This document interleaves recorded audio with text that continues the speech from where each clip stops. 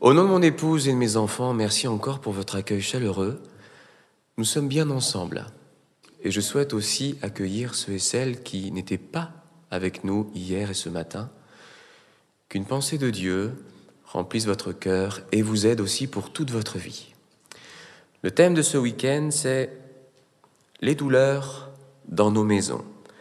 Hier soir, nous avons parlé de la maison des grands-parents. Ce matin, nous avons parlé de la maison des couples avec ou sans enfants. Et sans plus tarder, j'aimerais rappeler que ce message n'a qu'un seul but, c'est montrer efficacement comment traverser cette douleur dans nos maisons. Comme la petite vidéo plaît, je la remontre. Et ensuite, nous rentrons dans le vif du sujet. Il était une fois dans un pays lointain, un endroit qui permettait à deux hommes de construire leur cabane. Un panneau sur un arbre leur indiquait qu'il était préférable de construire leur maison sur un rocher plutôt que sur le sable. Le premier, Monsieur Prudent, accepta le conseil. Mais le deuxième, Monsieur Insensé, le négligea.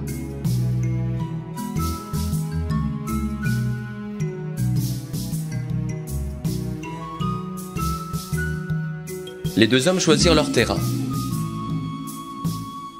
Monsieur Prudent se dit « Je vais construire ma cabane sur ce gros rocher ». Tout heureux, il travailla dur jusqu'à ce que tout soit terminé.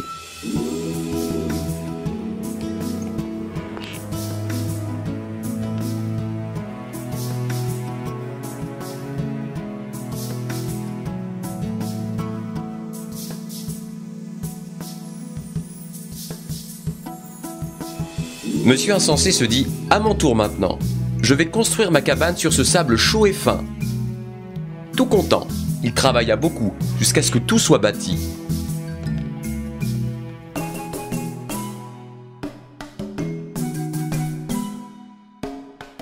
Les nuits et les jours passèrent, jusqu'à ce que le vent se mit à souffler. Les nuages à couvrir le ciel. La pluie a tombé. Le torrent a coulé. La maison de Monsieur Prudent sur le rocher résista.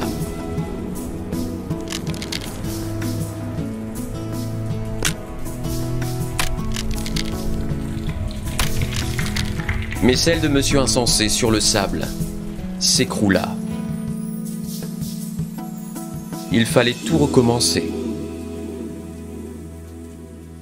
Lisons sans plus tarder ce que déclare le Seigneur Jésus dans Matthieu chapitre 7, versets 24 à 27. Matthieu chapitre 7, versets 24 à 27. À la fin de ce week-end, vous connaîtrez ces versets par cœur et c'est une excellente chose. Ainsi, quiconque écoute ce que je viens de dire et le met en pratique sera comme un homme intelligent qui a bâti sa maison sur le roc.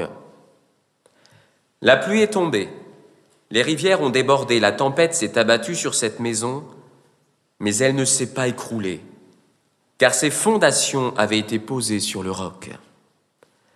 Mais quiconque écoute ce que je viens de dire et ne le met pas en pratique sera comme un homme insensé qui a bâti sa maison sur le sable. La pluie est tombée, les rivières ont débordé, la tempête s'est abattue sur cette maison et elle s'est écroulée, sa ruine a été complète. Je répète volontairement ce que j'ai prêché hier soir et ce matin. Jésus dit que la pluie est tombée, les rivières ont débordé, la tempête s'est abattue et le torrent s'est jeté sur deux maisons, amenant des dégâts, mais aussi des conséquences qui se vivent et qui se vivront pendant encore un petit bout de temps dans la douleur. Et Jésus dit que la maison de l'homme insensé s'est écroulée et n'est plus habitable, car il a bien écouté comment bâtir sa maison convenablement mais il n'a pas pratiqué, il n'a pas mis en pratique les conseils du bâtisseur, du constructeur. Et Jésus dit que la maison de l'homme prudent est restée debout, même secouée, même ébranlée, même abîmée, elle est encore debout, elle est encore habitable, parce que lui a écouté. Mais plus qu'écouter comment bien bâtir sa maison, il a pratiqué, il a mis en pratique les conseils du constructeur. Et Jésus dit que si quelqu'un l'écoute sans mettre en pratique, il construit tout ce qu'il est et tout ce qu'il a sur du sable, sur du fragile. Et Jésus dit que si quelqu'un l'écoute, mais en mettant en pratique, il construit tout ce qu'il est, tout ce qu'il pense, tout ce qu'il fait et tout ce qu'il a sur le rocher, c'est-à-dire sur du solide et à long terme. Jésus dit, lorsque la douleur tombe comme la pluie ou déborde comme la rivière, quand la douleur s'abat, oui, s'abat comme la tempête ou se jette comme le torrent, une maison, une vie, une famille et même une église frappée, amputée, même fortement secouée peut rester debout et rester habitable et habitée si elle est bien bâtie grâce au conseil du Seigneur. Après la maison où habitent les grands-parents, après la maison où habitent les couples avec ou sans enfants, nous parlons maintenant de la maison qu'est la famille chrétienne, l'Église. Et l'expérience nous montre qu'il existe plusieurs douleurs dans les églises ou dans l'Église, comme par exemple la maladie ou les maladies, les querelles, les tensions, le manque de repentance, le manque de pardon, l'hypocrisie, la duplicité, les trahisons, les fausses doctrines, la religiosité, la double vie, le manque de finances, ou encore le manque de participation, ou le manque de consécration. Alors la douleur vient.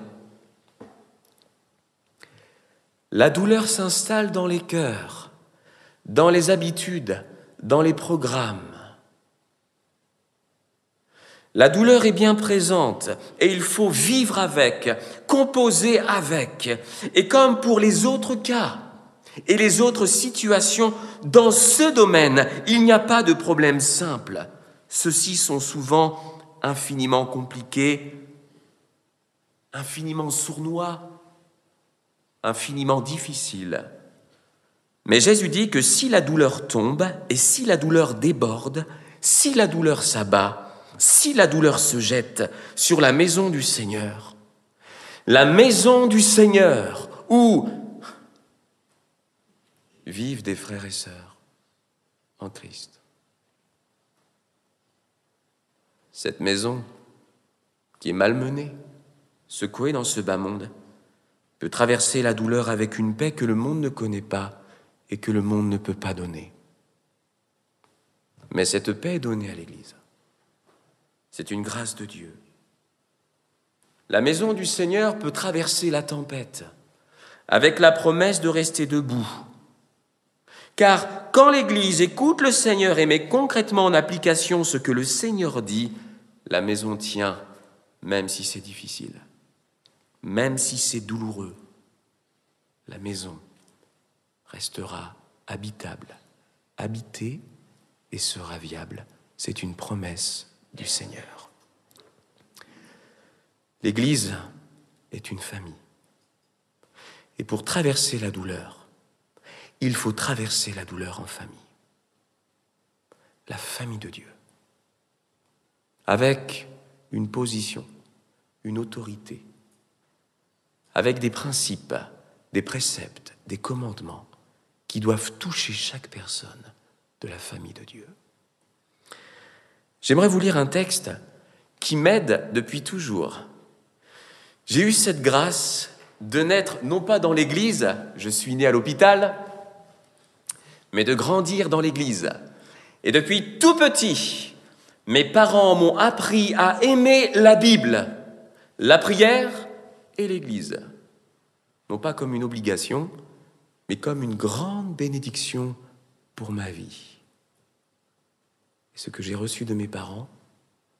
Je veux le vivre et chaque jour je nourris ma foi. Pour être digne de la famille du Seigneur, car je fais partie des gens de sa maison. Et pour beaucoup ici, certains font partie des gens de la maison de Dieu. Et c'est un formidable témoignage pour ceux et celles qui, peut-être cet après-midi, découvrent ce qu'est l'Église. 1 Timothée, chapitre 5, versets 1 à 2. Un texte qui m'aide beaucoup dans la tempête, dans la douleur en tant que pasteur, mais aussi en tant que personne faisant partie de l'Église, en tant que personne sauvée, rachetée, en tant qu'enfant de Dieu. Ne réprimande pas rudement le vieillard dans la difficulté, dans la douleur, dans une complication, mais exhorte-le comme un père. Exhorte les jeunes gens comme des frères, les femmes âgées comme des mères, celles qui sont jeunes comme des sœurs, en toute pureté. Je relis. Ne réprimande pas rudement le vieillard, mais exhorte-le comme un père. Paul écrit à Timothée, exhorte les jeunes gens comme des frères. Parce que parfois, il faut exhorter, même dans la douleur. Les femmes âgées comme des mères, celles qui sont jeunes comme des sœurs, en toute pureté. Parce que toutes ces personnes font partie de la maison du Seigneur. La Bible invite l'Église à traverser la douleur comme une entité intergénérationnelle. Paul enseigne Timothée sur l'Église. Il ne parle pas du bâtiment, mais des gens. Il enseigne Timothée sur l'Église, non pas comme une famille générationnelle où tout le monde est de la même génération, du même âge ou du même temps, mais il enseigne sur l'Église comme une famille chrétienne intergénérationnelle où tout le monde, justement, n'est pas de la même génération, de la même année et parfois même du même siècle. Et Paul attire l'attention de Timothée, premièrement, sur la place du vieillard, sur la place de la femme âgée, la place du jeune homme, la place de la jeune femme, sans oublier la génération qui concerne son collègue Timothée, dont l'âge n'est pas précisé ici directement.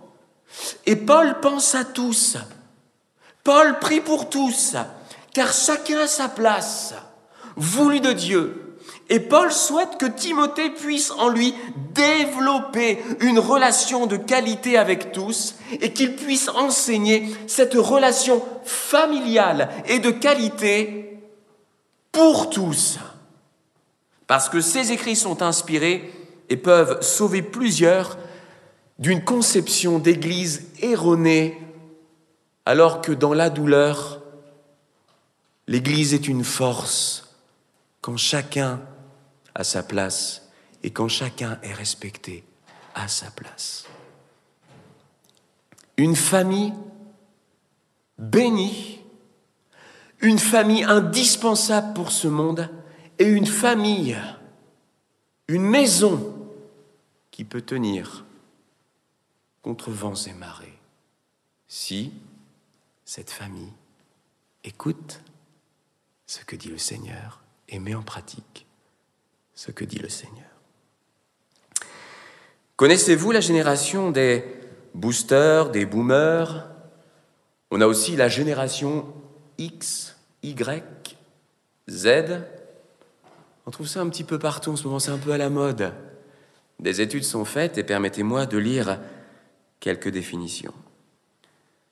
La génération des boosters concerne cette génération de 1926 à 1945.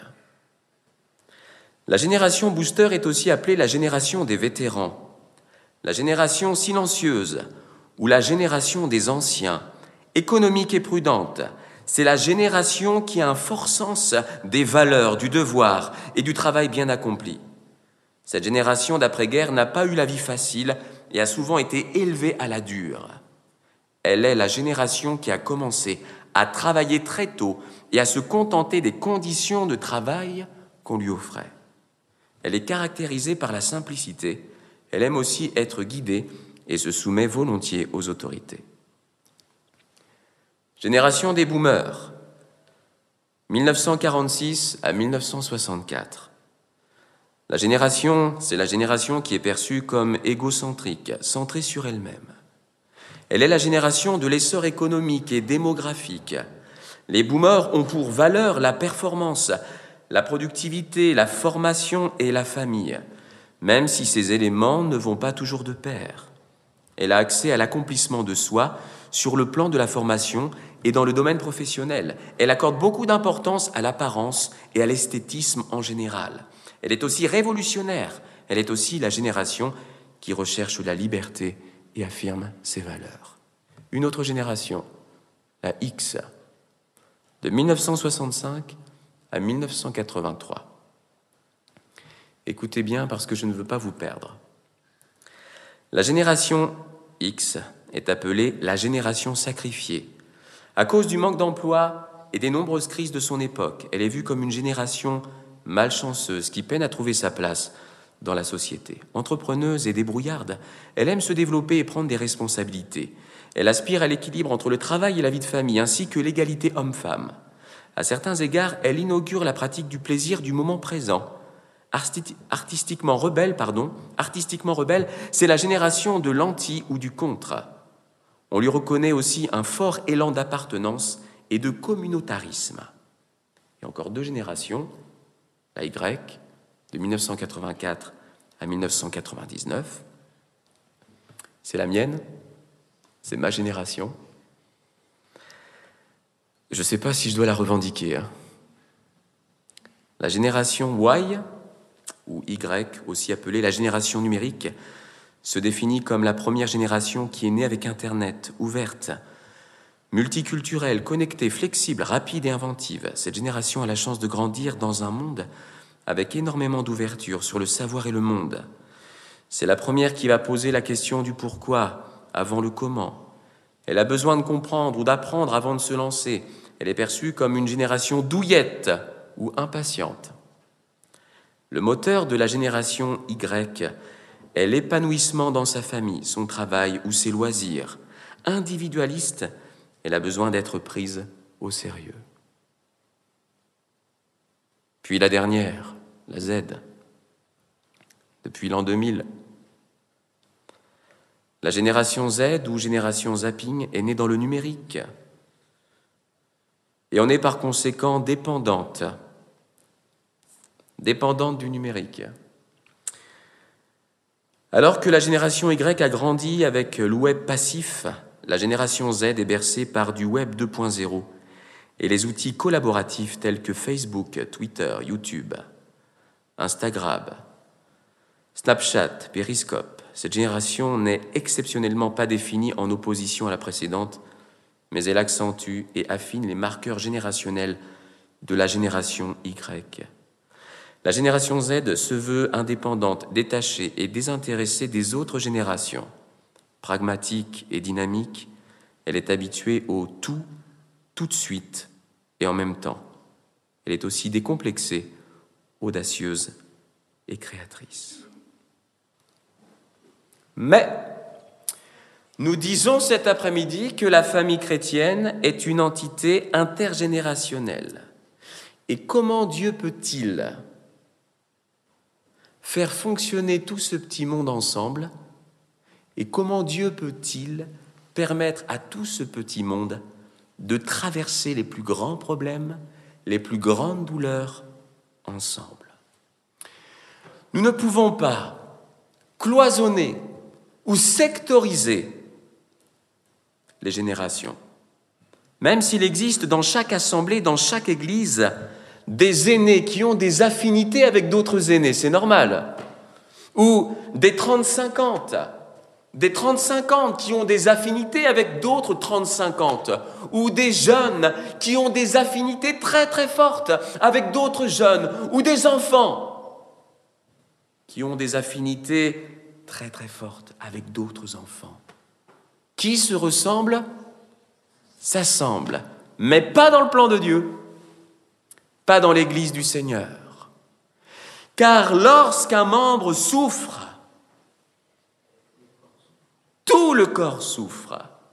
Et Dieu, par sa sagesse et par sa grâce, permet aux plus petits comme aux plus âgés de trouver continuellement une famille pour traverser l'épreuve. Lorsque la pluie tombe, lorsque le torrent se jette, lorsque la tempête s'abat, il n'est pas seul. Il y a toute une famille à ses côtés.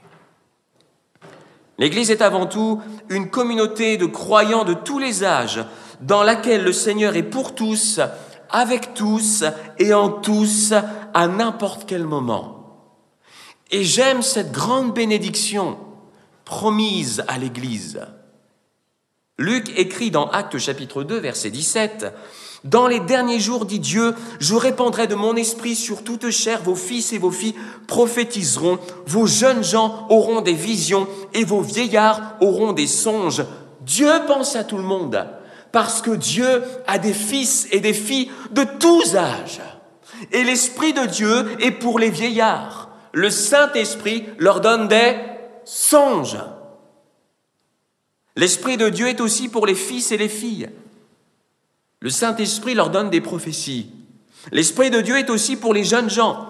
Le Saint-Esprit leur donne des visions. Et comprenons que celui qui a 15 ans aujourd'hui, en 2018, doit trouver sa place avec bonheur dans l'Église, dans sa famille. Et quand il aura 65 ans en 2068, si le Seigneur n'est pas encore revenu, il doit encore pouvoir jouir de sa place avec bonheur. Pourquoi faire? Quand il est jeune ou quand il est âgé, pourquoi faire? Eh bien, pour aimer les membres de la famille chrétienne, pour servir, pour prier, pour écouter, pour participer, pour mettre en pratique et pour prendre soin des autres au sein même de la tempête.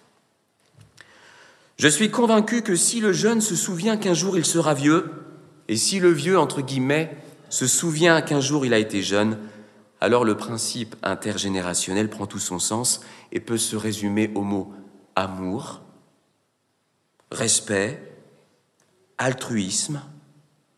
Et chaque génération peut s'accueillir, se parler et travailler et même prier ensemble avec bonté, avec générosité, avec humanité.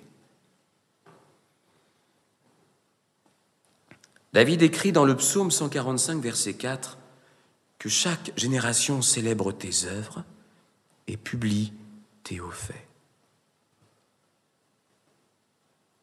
Dieu souhaite que nous puissions le célébrer et que nous puissions célébrer ses œuvres solennellement ensemble et que nous puissions publier ses merveilles en les rendant publiques ensemble. Dieu veut que nous traversions ensemble, quel que soit notre âge, la tempête, la pluie, le vent, et que le générationnel ne soit jamais un obstacle, mais au contraire une force, une grâce. Celui qui souffre à l'âge de 30 ans a besoin du soutien d'une personne de 80 ans, de 90 ans. Et la personne qui a peut-être 100 ans, parce que j'en connais dans les églises, a besoin du soutien d'une personne de 15 ans ou de 20 ans. C'est fondamental. Et si ceci est écouté et pratiqué, alors la maison peut tenir debout.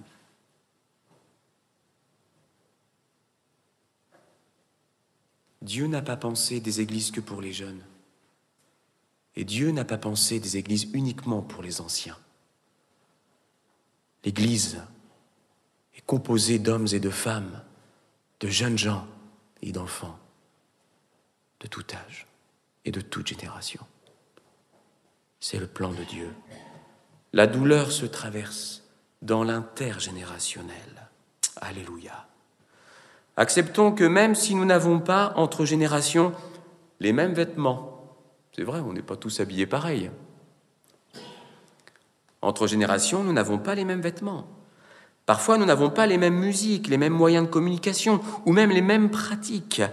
Mais souvenons-nous que nous avons le même Dieu, la même Bible, la même foi, la même Église, les mêmes enseignements, le même respect les uns pour les autres et la même sobriété en toutes choses inspirée par le Saint-Esprit et résumée très certainement avec le fruit de l'Esprit.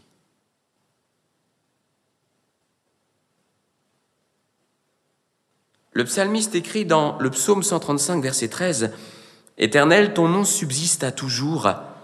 Éternel, ta mémoire dure de génération en génération. » Et Moïse écrit au sujet de Dieu dans Exode chapitre 3, verset 15, « Voilà mon nom pour l'éternité. Voilà mon nom de génération en génération. » Nous avons ici un idéal commun dans lequel nous pouvons tous nous retrouver et nous accorder. Nous sommes une famille. Et le nom du Seigneur doit couler, et non pas bloquer entre les générations, mais couler de génération en génération, et encore de génération en génération, des âgés jusqu'aux plus jeunes, et des jeunes aussi jusqu'aux plus âgés. Les tempêtes tombent sur l'Église.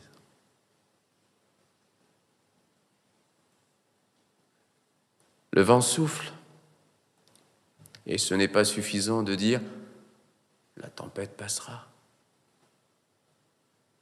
Parce qu'une fois passée, la tempête laisse quelques dégâts.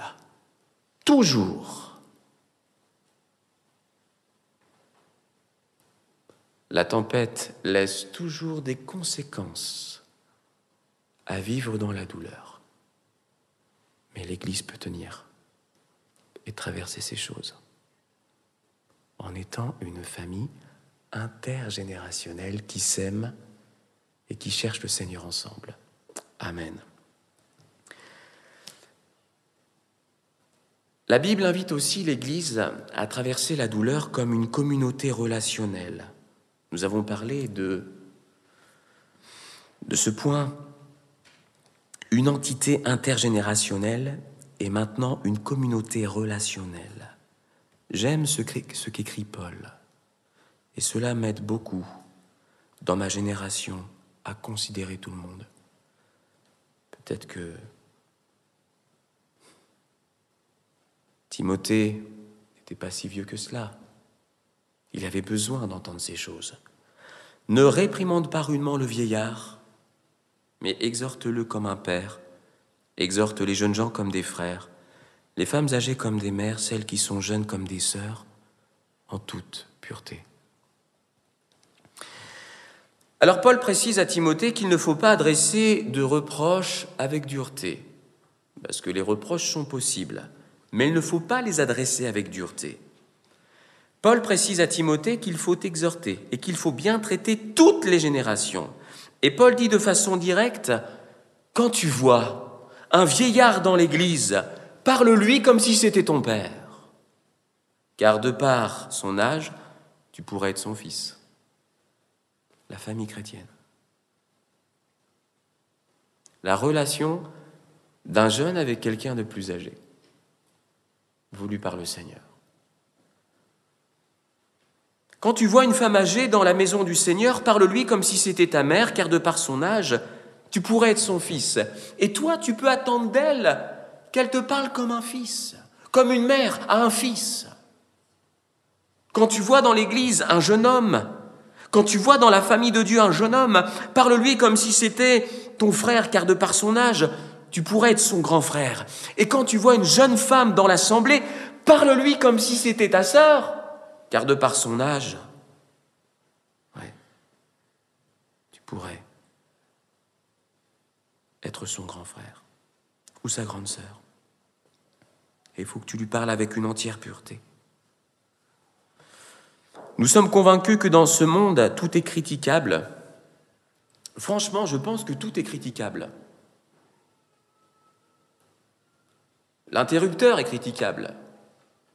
La guitare est critiquable. Elle n'est plus là. Elle a été rangée.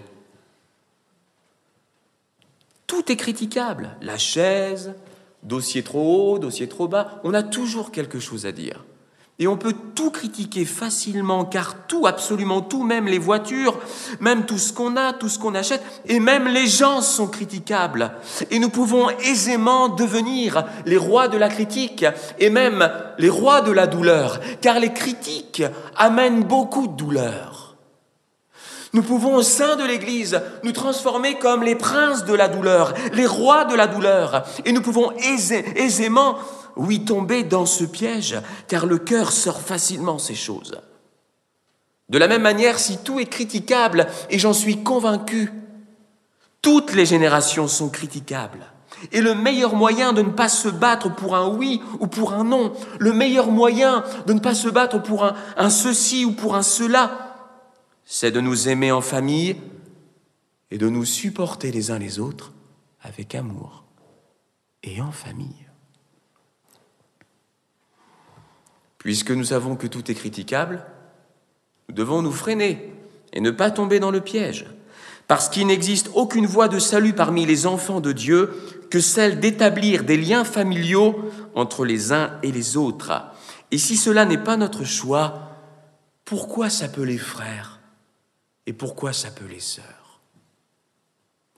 Si dans la détresse, je suis incapable de trouver un frère, si je suis une sœur et si dans la détresse, je suis incapable de trouver une sœur ou d'aider une sœur, suis-je un frère de cœur ou un frère de nom? Ai-je à côté de moi des sœurs de cœur ou des sœurs de nom? Dans la douleur, nous sommes ensemble. Et Dieu préfère que nous puissions nous soutenir, nous encourager, nous exhorter, plutôt que de nous mordre, nous détruire et faire passer la critique avant l'amour, avant le secours, avant ce principe de vie chrétienne, de famille chrétienne, de communauté relationnelle. Alors si la famille chrétienne est une communauté relationnelle, apprenons à éviter les pièges et à désamorcer les bombes que l'intergénérationnel peut apporter, comme l'impatience, comme le ressentiment, la colère, la négligence, le rejet vis-à-vis d'une autre génération, car cela, c'est très facile et cela se vit très facilement dans le monde et le piège est grand aussi pour la famille du Seigneur. Les guerres entre les générations amènent de gros problèmes et des blessures longues à guérir, alors que bien souvent nous traversons des tempêtes, nous devons vivre autre chose. S'il y a dans notre Église des âmes en âge d'être nos grands-parents, nous devons leur parler comme si nous étions des petits-enfants.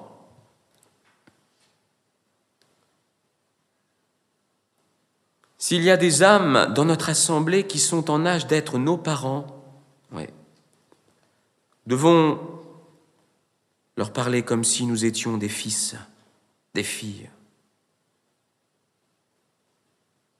Asaph rappelle dans le psaume 78, versets 3 à 8, « Ce que nous avons entendu, ce que nous savons, ce que nos pères nous ont raconté, nous ne le cacherons point à leurs enfants. Nous dirons à la génération future les louanges de l'Éternel et sa puissance et les prodiges qu'il a opérés.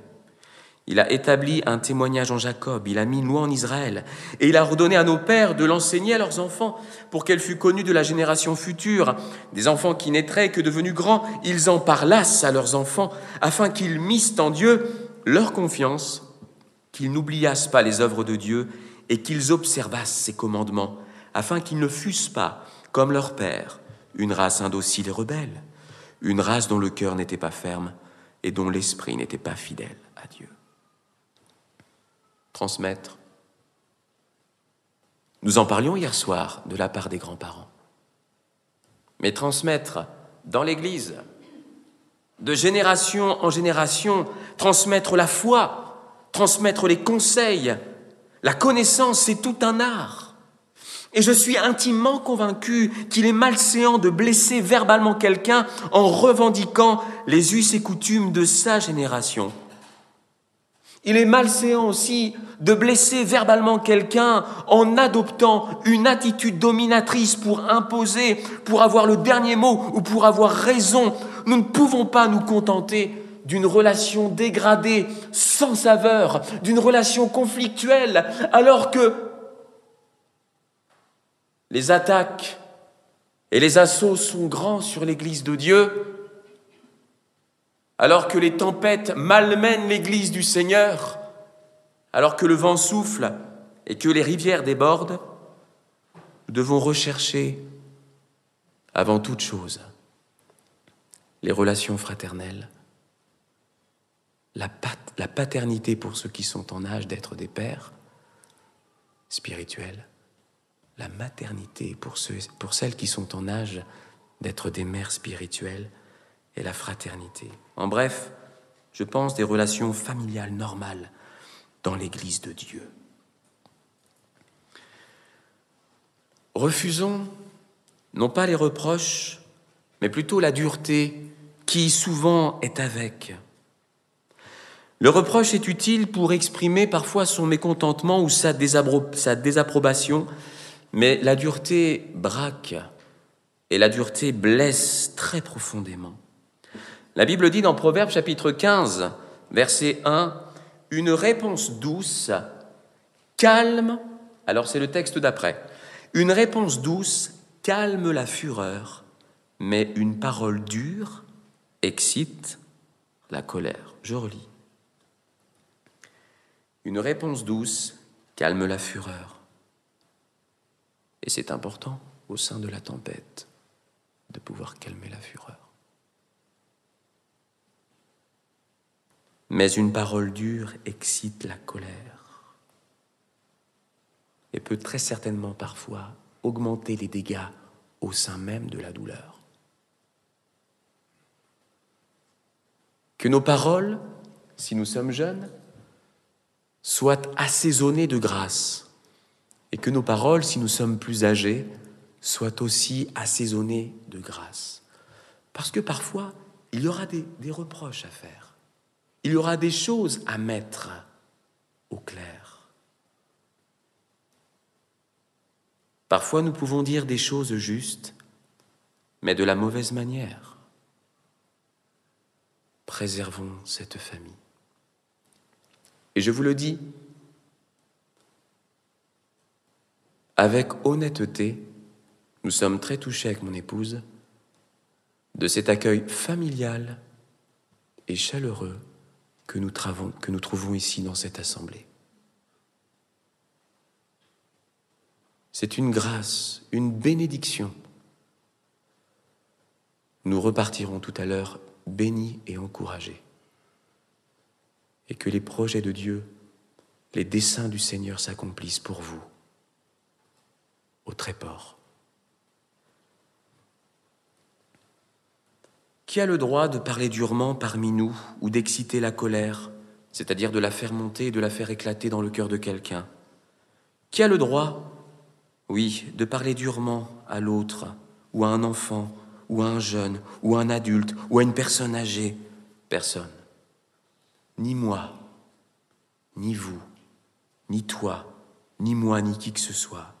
En revanche, nous avons le commandement d'être prévenants. Et nous ne pouvons pas faire l'économie de la langue sage. La langue sage dispense des informations utiles. Et j'ai remarqué que la langue sage que j'ai trouvée parmi les anciens, c'est quoi dire, quand le dire et comment le dire. Et ça, c'est précieux. Cette sagesse est donnée aux plus âgés, car c'est le don de Dieu. Et dans la tempête, les anciens doivent parler. Dans la tempête, les plus jeunes doivent écouter. Dans la tempête, les anciens doivent aussi considérer les plus jeunes. Et ceux qui sont au milieu doivent aussi prendre leur place dans la famille.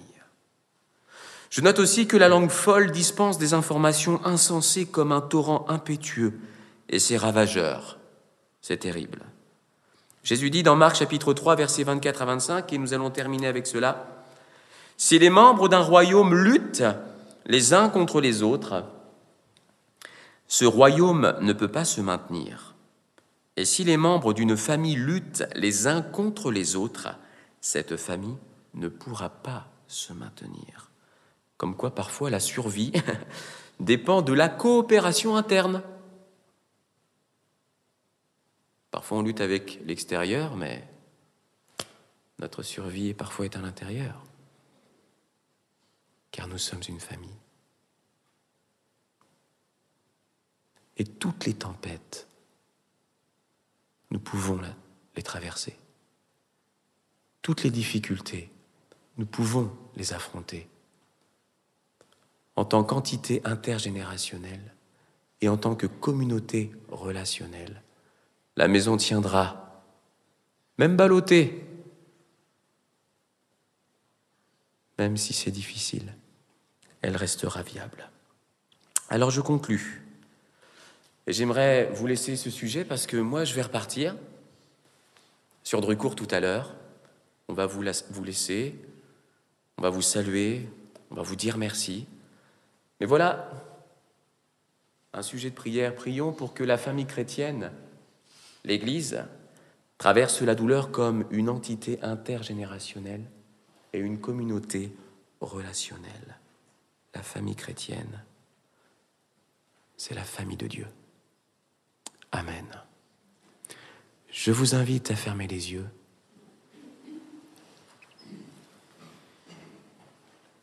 Et nous allons prier. Nous allons nous tenir dans la présence du Seigneur et le remercier pour toutes choses.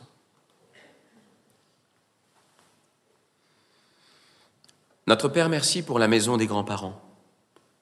Merci pour la maison des couples avec ou sans enfants. Merci également pour cette maison qu'est l'Église, ta maison, notre maison, ballottée depuis des siècles, attaquée depuis des siècles, malmenée, bousculée. Ton œil regarde, ton œil est attentif, ton oreille est attentive à la façon dont les tiens, l'Église, se comportent dans la tempête. Notre Père, avant de repartir, je te prie vraiment de bénir cette assemblée qui nous a si bien reçus. Que cette famille chrétienne que nous avons trouvée se fortifie encore et toujours plus. Merci pour ceux qui sont là depuis des décennies. Merci pour les jeunes, merci pour les 30-50 ans. Merci pour cette famille qui va de l'avant. Je te prie pour que ta grâce les accompagne. Je te prie également pour le couple pastoral, afin que tu l'aides et que tu le bénisses. Nous avons cette garantie en toi que la maison restera debout. Quelle promesse, Seigneur, pour quiconque écoute et quiconque met en pratique ta parole. Je veux laisser, Seigneur, ce message dans le cœur de tous ceux qui ont écouté et que ce message soit un message de paix,